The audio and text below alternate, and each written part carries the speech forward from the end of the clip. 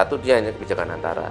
Lalu kedua, dia tidak benar-benar menutup jalan. Ketika orang masih punya opsi jalan, maka yang terjadi adalah di jalan yang ganjil genap mungkin berkurang kemacetannya, tapi orang mencari jalan alternatif, jadi macetnya hanya dipindah. Jadi fungsi pengendaliannya itu lebih ke memindahkan volume aja. Jadi ini harusnya dipertanyakan juga, karena jalanan yang tadinya tidak macet malah menjadi macet karena dia jadi kena lemparan volume jalanan-jalanan yang ada ganjil genapnya. Awalnya saya pikir ganjil genap solusi yang baik, tapi ternyata juga saya nggak tahu ya kalau data statistik. Tapi kalau dari sisi saya selaku pengguna jalan, saya tidak merasakan ada perbedaan yang signifikan perubahan dari 3-in-1 ke ganjil genap, karena kemacetan ya sama saja gitu. Berdasarkan pantauan kami dan monitoring evaluasi, ganjil genap cukup efektif untuk membuat kinerja lalu lintas di beberapa ruas jalan yang sekarang diterapkan, 25 ruas jalan tepatnya, itu lebih baik jika tidak diterapkan ganjil genap. Unjuk kerja ini bisa dilihat dari kecepatan rata-rata, kemudian volume lalu lintas yang melintas di kawasan itu. Kami dalam menerapkan ganjil genap adalah memilih jalan-jalan yang tentu visi rasionya sudah di atas 0,7 atau volume per kapasitas sudah di atas 0,7.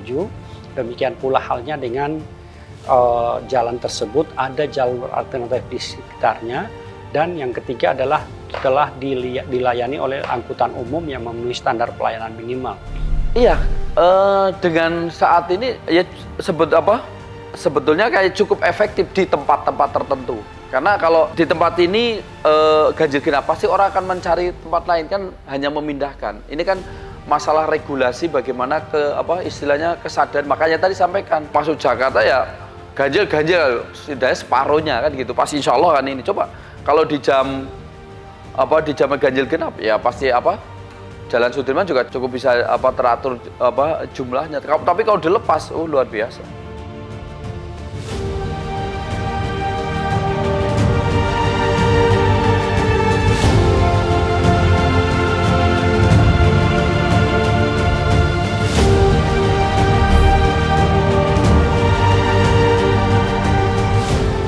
Kalau bicara terobosan, sebenarnya komitmen program-program lamanya itu segera dijalankan. Kayak kita punya kebijakan ganjil genap. Ganjil genap ini kan sebenarnya kebijakan antara ya. Dia sebelum rencananya menuju ke ERP. Kenapa perlu ERP? Karena untuk mengurangi macet kita ada kebijakan yang sifatnya menarik dan menahan push and pull ya. Karena ERP ini dia bukan seperti jalan bebas hambatan ya. ERP itu orang lewat bayar, tapi bayarnya bukan karena fasilitasnya lebih baik, enggak. Justru itu sebenarnya orang bayar karena dia didenda menyebabkan kemacetan.